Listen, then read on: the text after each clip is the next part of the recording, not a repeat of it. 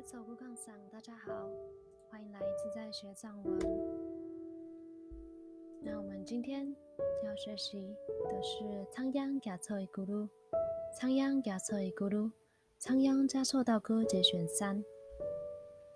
孙霸，因为我们前面已经学习了2首，那我们今天要学习的是洁白的仙鹤鸟。那我自己是非常喜欢这首藏族歌曲的。那藏文呢是茶忒冲冲嘎波，说在阿拉右躺，他人养拉民族，里汤狗内内用。好，那文言文呢是跨鹤高飞翼壮哉，云霄一语雪皑皑，此行莫恨天涯远，咫尺礼堂归去来。那我们来单词解释一下。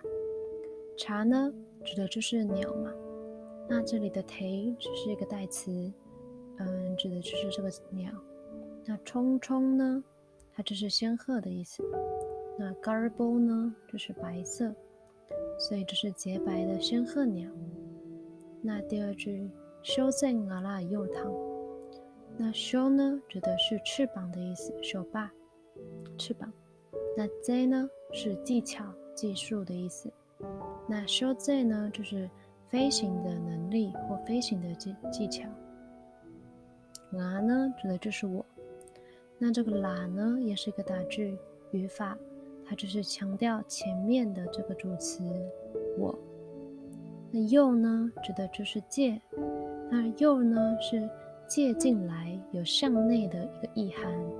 那在藏文当中，如果是借出去的话，就没有这个那罗，就是亚儿。亚儿呢也是借，但是就是借出去，有向外的意涵。那所以就是阿拉右就是借我的意思。那躺呢，它是一个语气词，是请求或祈求的意思。所以修正阿拉右躺就是请借双翅膀给我，那也就是内涵就是请借我你飞行的能力。那第3句踏领养拉民族，踏领呢就是踏领波，指的就是距离，踏就是一种距离，领呢就是领波，很遥远。那养呢它也其实也是一个遥远的意思，所以踏领跟养其实就是都是指一直遥远，有强调的意思。那啦呢也是一个打句，表示在遥远的地方。那敏呢就是一个嘎气，不走就是走或去，所以踏领养拉民族就是不会走到很远的地方，不会远走高飞。那第4句礼堂国内内用，那礼堂呢就是礼堂，那它这个地方呢是第6世达赖喇嘛写完这首之后离开后找到第7世达赖喇嘛的地方。那国呢就是一个转动的未来式，那它就是一个查西嘛。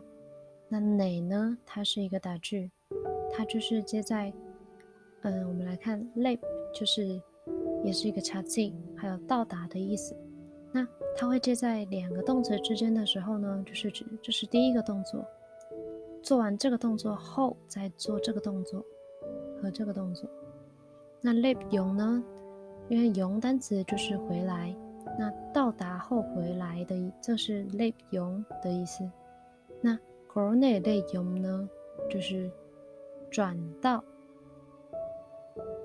到达后就回来，所以呢就是礼堂 corona 就是转到礼堂后就回来的意思。